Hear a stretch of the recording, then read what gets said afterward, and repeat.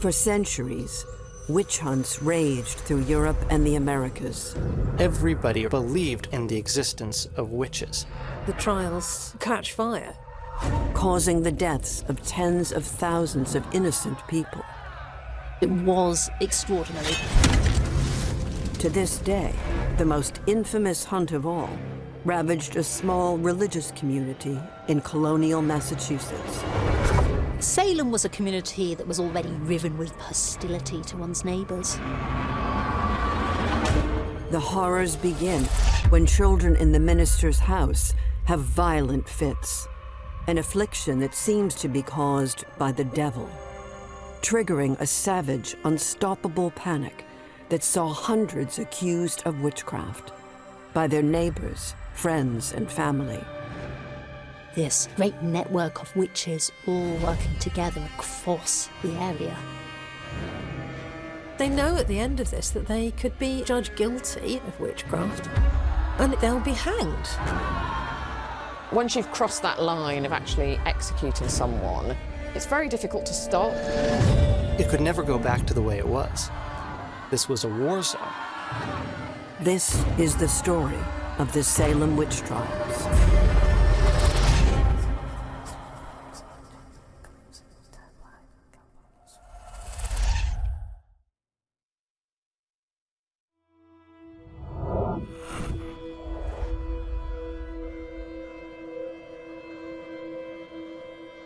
Salem is a Puritan community. The Puritans were a dissenting branch of the Anglican Church who fled England in the early 1600s. They were concerned that living in England, the hierarchy of the Church of England, the Anglican Church, was telling them what to do, was making them believe things that they didn't actually want to believe. So off they go to America to found their own church and to own their own doctrine. As the Puritan population increased over the coming decades, they established multiple colonies in what would become the northeast of the United States. Really the locus of Puritan influence and the locus of the Congregational Church was in Massachusetts, was in places like Boston and Salem. The community at Salem is a Congregationalist community, which means that the people there have a belief that the congregation itself should be able to shape how the church works. Puritans in Salem Village have the power to elect a new minister to lead their congregation. They nominate the recently ordained Samuel Parris. Samuel Parris arrived in Salem Village in 1689. He's come to Salem from Barbados. He has had a bit of a career as a merchant before then. He's not actually very successful. He comes to New England to try his luck at something new, at something different in this new colony that's just sort of building itself up in the 17th century. He sails first to Boston, where he lives for a couple of years with his family, and then to Salem Village. Salem Village is a kind of an appendage to Salem Town. Salem Town is the much more prosperous community. Salem Village was fractious. This was not considered a destination for an ambitious minister like Parris. He enters into the community and he starts sifting out the most godly people around him to join his sort of special congregation of particularly pious villagers. I think he's quite an embittered individual, and I think he tends to take that frustration out through very, very sort of impassioned preaching. Because he's a new minister, he's very keen to prove his place in the village and his utility to the local community.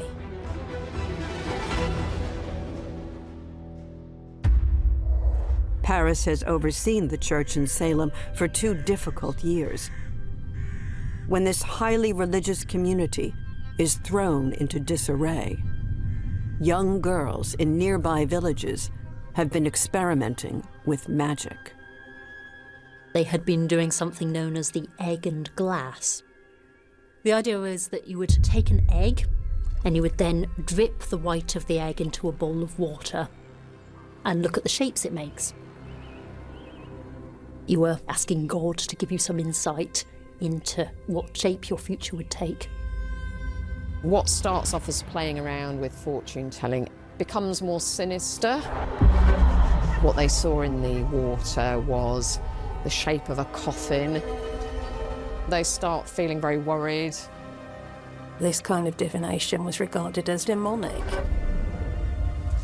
It's impossible to know if Samuel Parris's daughter Betty and niece Abigail took part in these rituals, but something terrible happens shortly afterwards. Betty Parris starts showing strange symptoms of affliction. This then spreads to Abigail. They start saying that their muscles hurt, and they start screaming. You can imagine how distressing that would have been for their family. This upheaval is coming from right inside the house of the minister. The Reverend Samuel Parris calls in the doctor. He says, "It is supernatural. I can't cure it, so it must be witchcraft." The people of Salem, they're very religious. They believe in God, but that means they believe in the devil too. They're kind of on the lookout for witchcraft. There had certainly been plenty of cases in Europe involving what was known as bewitchment. What was happening to Betty and Abigail seemed to follow this recognised model. There was an established precedent for blaming this on witches.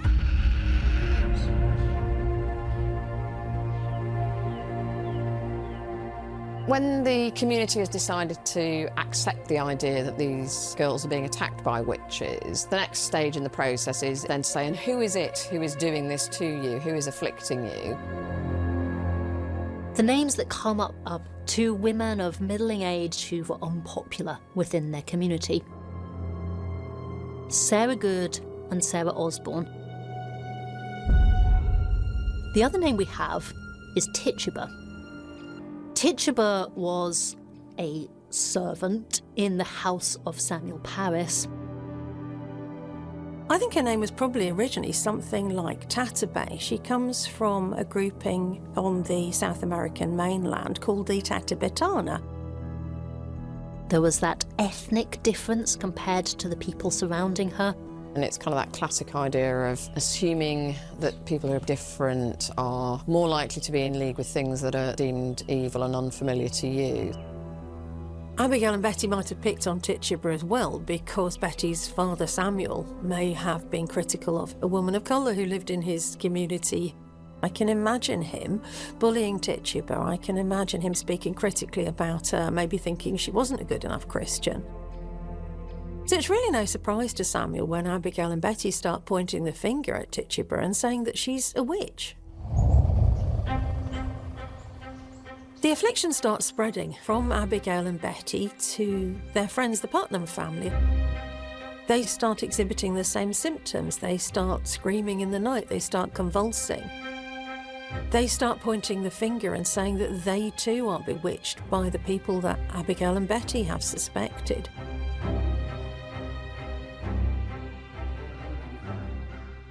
March 1, 1692.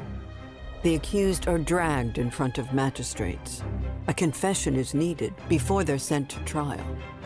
For all the women, it's a terrifying ordeal.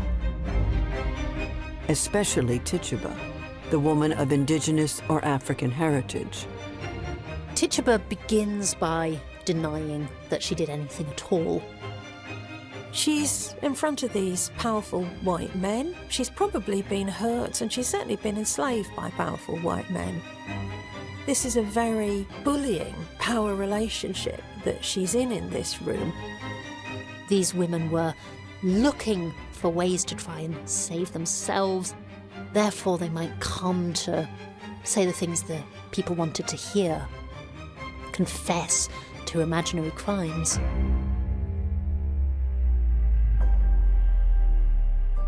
In the end, during her questioning, Tituba starts to say, "I did hurt the children." She said, "The devil came to me, and the devil kept saying to me, 'You must hurt the children, you must hurt the children.'" He threatened me, she said. He said he would kill me, he would tear me to pieces, he would cut my head off.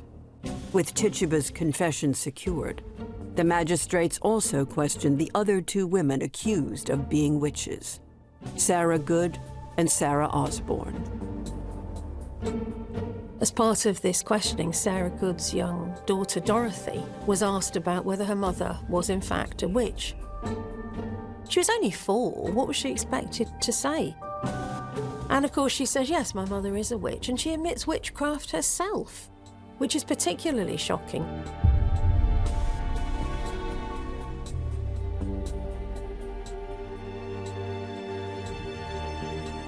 The people of Salem send the suspects off to Boston, the capital of the colony of Massachusetts, to await trial. They're kept in chains. There are women. There are some children, like Dorothy Good. There are people who are absolutely desperate. Although the accused women have been jailed, it will be many months until a trial can proceed. The colony of Massachusetts, it's governed under a charter from the British government, and the charter has expired. The governor and many of the leading men of the colony have gone off to England to secure a new charter to make sure that its legal processes can continue to function. Although the Salem town magistrates can question suspects, they can't really start any trials until the governor arrives from England. It gives more space and time for the afflictions to spread and the concern of the community to grow. During that time, questions keep on being asked. A lot of other names start getting mentioned. And these women who are sitting around in these jail cells happen to keep remembering other people who might have been involved. Things start to spiral.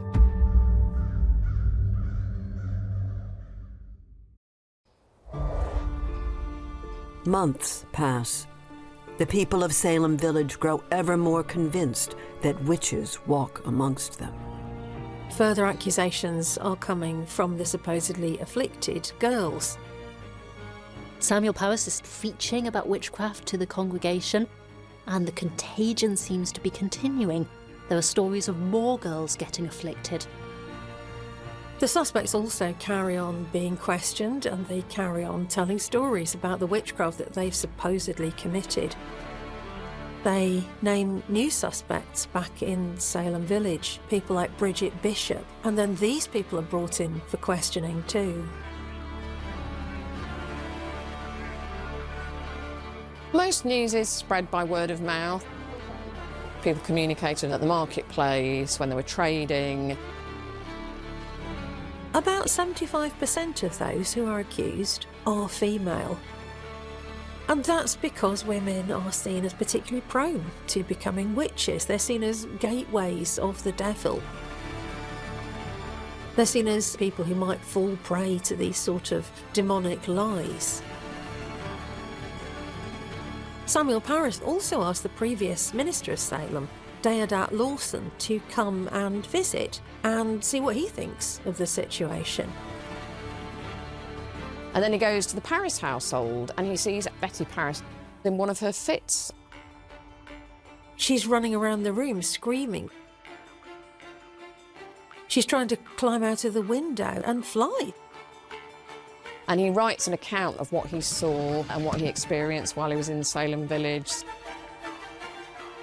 As a minister and trusted member of society, Lawson's vivid account adds credibility to the witch hunt. The first accused witches were the outsiders. They were those you might consider the usual suspects in witchcraft. But as the accusations grow, more and more prominent people are actually drawn into this net. The sorts of people who you would not expect to be giving themselves up to the devil. They're not people who might be seen as outsiders or scapegoats, like the Native American Tituba or the homeless person Sarah Good. These are prime, upstanding members of Samuel Parris's congregation. People like Rebecca Nurse, who's been a member of the church all her life and is seen by her neighbours as being a pious and good person. She's a pillar of the godly community. You would expect her to be protected from accusation. but nevertheless she's named as a witch. As the accusations spread, they dig deeper and deeper into Salem's community. We have to begin from the important fact that everybody believed in the existence of witches. And so as these rumors begin spreading, there's a sense of crisis. There's a sense that Satan is actually successfully waging this war on their community. Salem was a community that was already riven with division. You've got the tension between Salem village and Salem town. Salem village is more backward looking, much poorer than Salem town. Salem town is wealthier, it's fancier, it's becoming more interested in the refinements of society, the kind of things that Puritans disapprove of very strongly indeed. And then you've got Parris. Rather than smoothing things over and calming things down, he really intensifies the factions and the resentments. And I think the fact that the afflictions of the children start in his household suggests that he very much is at the centre of a lot of this concern. Within Salem village, there is a division between two of the prominent families, and those are the Putnams and the Porters. The Porter households and their allies were much more politically linked to Salem town, whereas the Putnams are inward-looking, much more linked to Parris as the Salem village minister, much more older-fashioned in their emphasis on Puritan godliness. The accused witches tended to come from the Porter network, whereas the afflicted tended to be much more closely linked to the Parris-Putnam faction. The villagers are turning on each other, but beyond the village there are even worse threats. There are Native American peoples who the villagers have taken their land, essentially, and they've dispossessed them. There's also famine because they don't know which kind of crops to grow. The Native Americans aren't helping them anymore, naturally enough. There's disease. There are wars to the north in Maine. And some of the people who are doing the accusing in Salem village are probably refugees from the war. We're dealing with people who are really traumatised.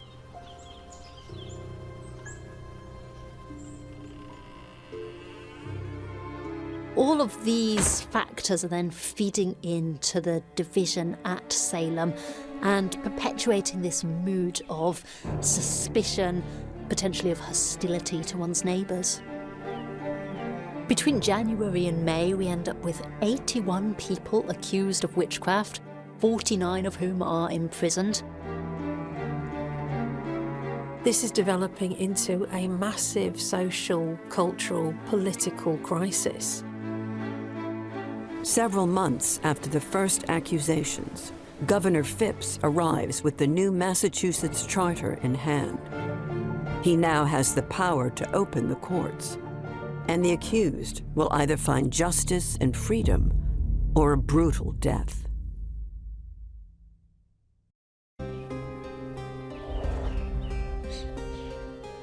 When the governor arrives back from England with the new charter, he has a range of pressing matters to deal with. There are Native American wars going on to the north. There are wars between the English and the French, and he has to go in person to intervene. So he's not present in the colony of Massachusetts for quite some time after his arrival. However, he's briefed about the people awaiting trial for witchcraft in Boston jail, and on May the 27th, he sets up a special court to deal with them, a court of oyer and termina, which means to hear and determine. Which is basically an old English method for dealing with a legal emergency. It was used in the Middle Ages for things like popular rebellion, when you've suddenly got a really unusual number of trials that you need to get through. The trials are held in the meeting house, so essentially the community's own church. It's a packed room, it's a hot room, it's a noisy room, it's crowded. It must have felt incredibly intimidating. This is a spectacle that a lot of villagers, some of whom don't think so highly of the accused, are coming to watch. Governor Phipps won't lead the court himself, he won't be the judge. He asks his friends, the intellectuals, the important men in the community, to help him. There's also a lot of potential for the judge to steer things in the way that he wants. As the court assembles in Salem town, the accused witches are led from jail, desperately hoping they will find mercy. The accused people have to defend themselves. They don't have lawyers. They would have been reliant on their own words, their own denials. You get this very, very dramatic, peculiar situation where the afflicted girls, including Betty Parris and Abigail Williams, are brought into the courtroom in a group. They might writhe or whimper or babble. They actually throw fits in front of the court. They make new accusations. They say things like, she's attacking me, she's screaming at me, she's hitting me. If the accused witch in the dock raises an arm, the afflicted individuals would react to that. It's quite hard for us to imagine how sensational that would have been and how much their performance kind of convinces people that they're being attacked by witches. The suspects must have been frightened. They must have been terribly upset by this public humiliation. It must have been an awful, traumatic experience for them. They know at the end of this that they could be judged guilty of witchcraft and they'll be hanged. Your options when it came to defending yourself against a witchcraft charge were pretty limited. But there was an idea that those who confessed to the crime had at least shown some kind of repentance, some kind of remorse. If you confessed, you lost your reputation. Not only had you told a lie before God, but all your neighbours would then judge you to be a witch. You'd be permanently tainted. But also that people who confess will be spared. They will be judged guilty, but they won't be executed. And of course, it's a massive inducement to confess. The judges don't seem to have spotted that one, but it's something that really makes the trials catch fire.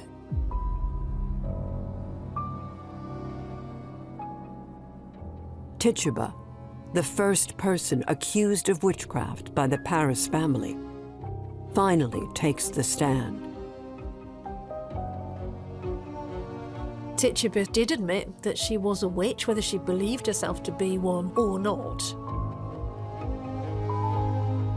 When she introduced this idea that there might be this great network of witches all working together across the area.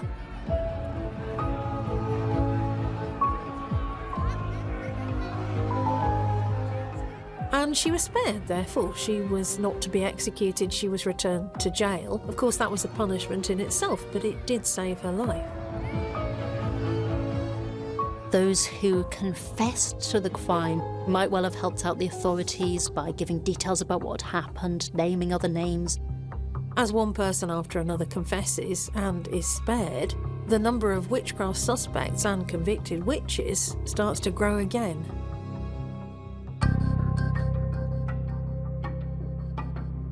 As well as sparing confessing suspects, the court also makes another fatal decision, which is to admit what's called spectral evidence. And this is essentially evidence based on the visions of the accusers. Spectral evidence draws on this idea that the devil has the power to cause hallucinations in people's minds. Spectral evidence was basically evidence that wasn't visible to most of the townspeople, but was in fact visible to the accusers.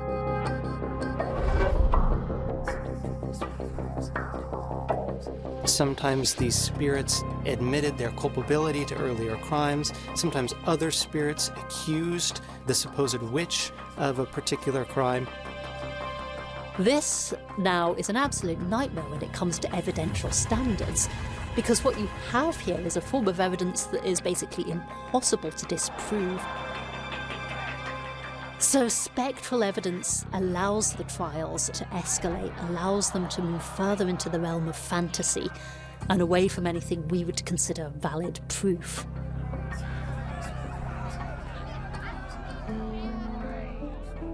Other members of the community are essentially allowing this to happen by not protesting loudly against it. There are cases of brave individuals who try to defend their loved ones, but it was potentially a pretty dangerous business. Trials are being very, very quick by comparison with today. It can be as little as 15 minutes to determine whether somebody lives or dies. On the 2nd of June, the Court of Oyer and Terminer renders their first verdict. It's Bridget Bishop, and she's sentenced to be hanged.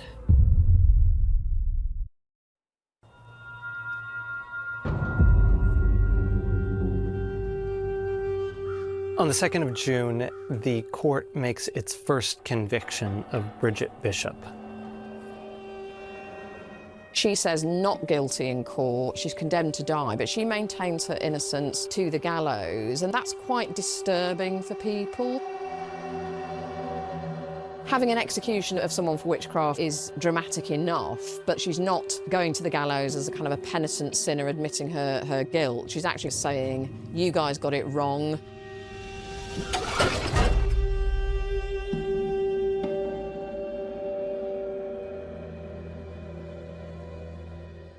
The same day, one of the judges actually resigns from the court. So there are already some signs that things aren't going well. Now an actual execution has happened. Things have got serious. People are getting murdered because of these accusations. On the 29th of June, one of the original suspects, Sarah Good, is arraigned and formally charged. And she's charged alongside 4 other women: Rebecca Nurse, Susanna Martin, Elizabeth Howe and Sarah Wilde.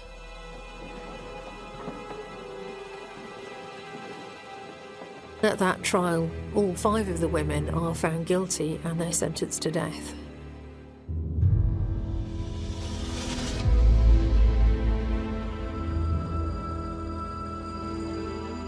The 5 women are executed on the 19th of July. Sarah Good turns on the crowd and the ministers and the judges, and she says to them, I'm no more a witch than you are a wizard. Because she is an innocent woman about to be hanged, God will give you blood to drink. And that sounds very much like a curse. But at the same time, it also feels like a bit of a prophecy that this is all going to come to a very bad end indeed.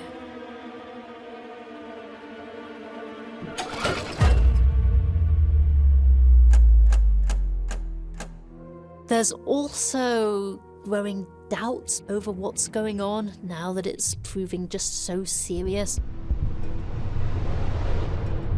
A number of ministers are asked for their opinion of the trials, and in particular, the way that spectral evidence is being used. Some people are concerned that the accused people might actually be making up evidence of seeing the spectres of the accused witches. And they want people like Cotton Mather, who is a university intellectual and somebody with wide experience in the field of judging the demonic. Cotton Mather was regarded as one of the foremost authorities on witches. He wrote widely on the subject, and he wrote widely from a position of real authority as being one of the senior ministers in Massachusetts at the time. So Cotton Mather and a number of other ministers write a letter to the court in which they sum up their opinion on this type of evidence. It is, however, a very equivocal letter. They say on the one hand that there are some doubts about this kind of evidence and that exquisite caution, as they put it, should be used in judging the accused people. But at the same time, they give the court a pat on the head and they say, well, you should just continue doing what you're doing. Because, of course, the ministers do believe that there are witches in the Salem community.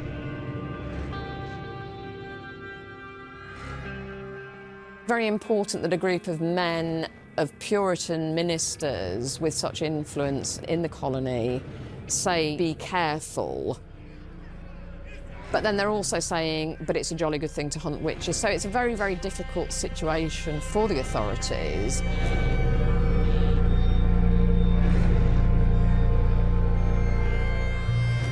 Meanwhile, some people are asking questions about why the accusers are making the accusations that they are. Perhaps things have got out of hand and gone too far. That's part of this beginning of perhaps doubt about the validity of the testimony and the validity of the spectral evidence. Yet even though there are doubts about the process of the convictions, on August the 19th, a further 5 people are hanged. And one of them is even a former minister, George Burroughs. He's Samuel Parris's predecessor. Burroughs is being accused partly because he's drifted from the position that Samuel Parris feels the church should be occupying. George gives supposedly this quite impassioned speech where he talks about what's happened, closes it with a perfect recitation of the Lord's Prayer. This was an old stereotype about witches, that they couldn't get through the Lord's Prayer without at some point tripping up. George recites it perfectly, and this also may have generated some doubts in the minds of the onlookers. The crowd start to murmur and they move towards almost a riot. And they say the execution should be stopped.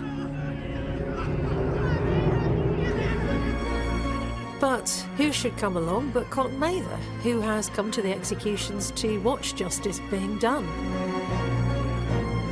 He gives almost a sermon to the crowd, in which he says that these people are indeed witches and that there's nothing wrong here, the execution should continue.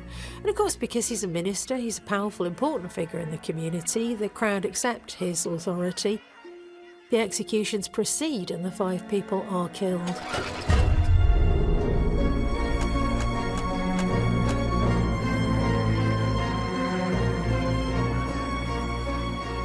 The bodies aren't even buried properly. They're thrown into a nearby crevice in the rock and partially covered by earth. As doubts about the witch trials grow, some villagers courageously decide to take a stand.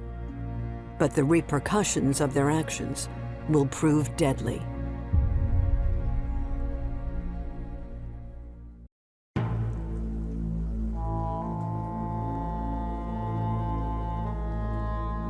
On the 18th of September 1692, one of the witchcraft suspects, Giles Corey, refuses to plead at his trial. And the courts at this time had a slightly strange idea that if people refused to enter a plea, you could subject them to torments to compel them to do so. And this is what happens to Giles Corey. It's an act of defiance to not submit a plea and allow yourself to be subjected to torture. And it may be that he would have imagined that he was going to be found guilty either way, that the outcome was inevitable and that he had no control over it. On the 18th to the 19th of September 1692, he has heavy weights piled on top of him.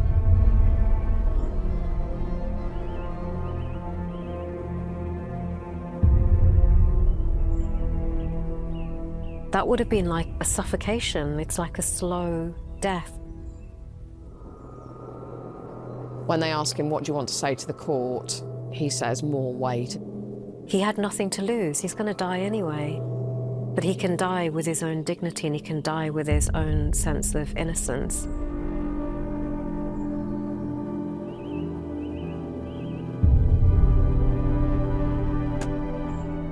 But one effect of him dying without entering a plea is that his estate remained his own property and passed to his descendants, to his son-in-laws. If he had died having been convicted of witchcraft, his estate would become the property of the authorities. Without a plea, trial, or conviction, the execution of Giles Corey is unlawful. His death sends shockwaves through the community. Days later, his wife, Martha Corey, is also executed, sent to the gallows, guilty of witchcraft. It's an absolute disaster for the community of Massachusetts, and it will leave a terrible legacy.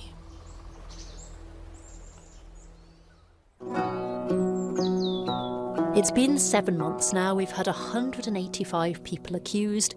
59 have gone to trial, 19 were hanged, others died in prison. This then takes on a life of its own, spreads geographically. Across communities like Beverly, Malden, Gloucester, Andover, Ipswich, Marblehead, Charlestown, and Boston itself, people are being accused of witchcraft.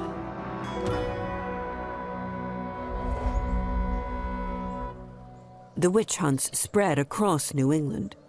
They continued to attract the attention of religious experts, including a clergyman and scholar from Boston, Increase Mather, whose son, Cotton Mather, is already deeply involved with the trials in Salem village. Increase Mather writes a letter to express some of his doubts, to say that maybe some of the evidence, maybe some of the accusations don't carry the water that we once thought they did. After all, spectral evidence is a pretty slim reed to hang people on. Increase really begins to call on the Governor Phipps to come and sort stuff out. Phipps and Increase Mather go back a long way. They came together on the ship from England with the new charter. William Phipps really respects Increase Mather, and what he sees in Increase's letter really concerns him.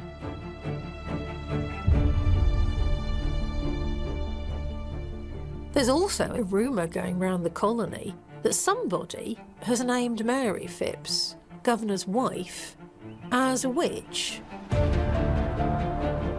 And it would make sense, from Satan's perspective, not to limit himself to the older, less affluent women that were so often associated with witchcraft. If Satan really meant business, he would go after the elites among them. So there are a couple of powerful motives for William Phipps to want to put an end to the witch trials. It's a huge crisis and he needs to do something immediately.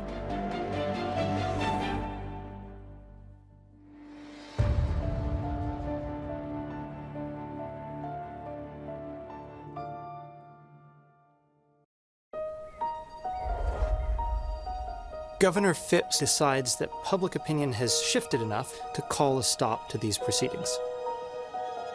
Governor Phipps dismantles the courts responsible for the brutal witch trials. The remaining accused are safe from execution. The people still in jail are released. Tituba was kept in prison for at least a year. There's a statement from the jailer where he says that he hasn't been paid. And we know that somebody paid that bill, which leads us to think that maybe, in the end, Tituba was freed. Samuel Parris's role in the witch trials had created such bad blood within the village. Parris, by that point, is very embittered. He feels that he's failed as a minister. The family members of some of the executed actually successfully pushed him out of the village and out of his ministry. So what's left at Salem? Not very much. A dislocated community where neighbours are not speaking to each other. The whole church structure has fallen apart. The economic impact of that would have been very significant. The pendulum of support swings towards the families of the accused. It becomes an episode the whole community really wants to forget about. There is a legacy of guilt and unease over the whole affair. It could never go back to the way it was.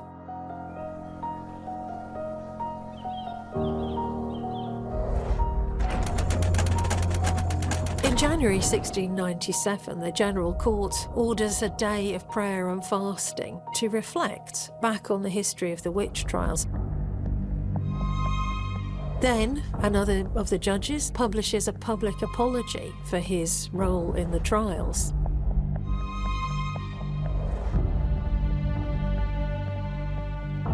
In 1752, Salem village rebrands itself. It calls itself Danvers. It's caused a lot of division, a lot of friction. And then, in the 20th century, it's revisited.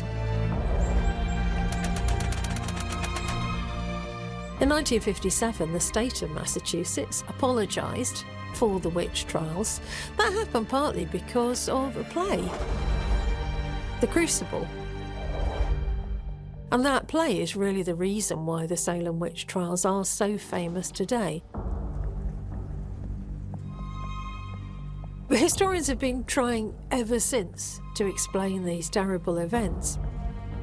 This started with two young girls being sick at the house of a minister. People have wondered whether the girls were psychotic. Were they lying? Did they make the whole thing up? A lot of the blame is placed on the girls who made the original accusations. But that exonerates the men who led the trials, who rendered the judgment. These men were the literal adults in the room, and they have blood on their hands, far more so than the young, powerless original accusers.